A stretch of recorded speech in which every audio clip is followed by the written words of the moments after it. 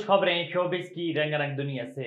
नामवर भारतीय फिल्मसाज संजय लीला बंसाली की एक्शन और ड्रामे से भरपूर web series Heera Mandi Netflix पर रिलीज कर दी गई। नेटफ्लिक्स के लिए बंसाली की बनाई गई डेब्यू वेब सीरीज 1 मई को रिलीज हुई और मदा उसका बेताबी से इंतजार कर रहे थे। वेब सीरीज में तकसीम बड़े सगीर से काबिल ज़बानी की मंजरकुशी की गई है, जिसमें तवाइफों का एक कोठा आज़ादी की जंग में शामिल हो जाता है।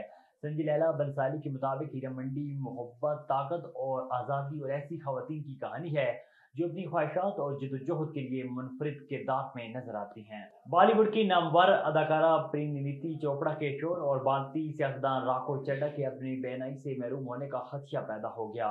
भारतीय वजीर सूर भारद्वाज ने इंकशाफ किया कि राघव चड्ढा अपनी आंखों की सर्जरी के लिए बरतानिया में हैं, इसलिए वो इंतखाबी मुहिम में मौजूद नहीं। सूरज भारद्वाज के मुताबिक राघव आंखों की एक पेचीदा बीमारी में मुब्तला हो गए और उनकी बेनाई जाने का खदशा भी मौजूद है।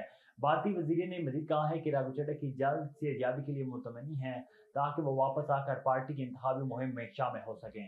पाकिस्तानी निजात कैनेडियन यूट्यूबर शाम अदरीस ने कहा है कि यूट्यूबर डक्की भाई के साथ जो कुछ हुआ वो मकाफात अमल है। नामवार यूट्यूबर सादुर रहमान और डक्की भाई की अहलिया की नाजेबा deepfake video social media पर वायरल हुई और डक्की भाई ने मालूमात फराहम करने वालों को 10 लाख रुपए इनाम देने का ऐलान किया है। शाम इदरीस ने वीडियो पैगाम में कहा है कि अरूज जतोई के साथ जो कुछ हुआ वो अफसोसनाक है और अल्लाह बेहतरीन इंसाफ करेगा। कैनेडियन यूट्यूबर का कहना था कि माजी में डक्की भाई ने उनकी अहलिया का एहजाब का मजाक उड़ाया और तरह तरह की मीम्स बनाई। इस तरह उनकी अहलिया भी इसी कर्ब से गुजरी थी जिस तरह आज डक्की भाई की अहलिया गुजर रही हैं। शाम अदरीस का अपने पैगाम में मजीद कहना था कि जो चीज़ उनकी अहलिया के लिए गलत थी वो डक्की भाई की बीवी अरूज के लिए भी गलत है।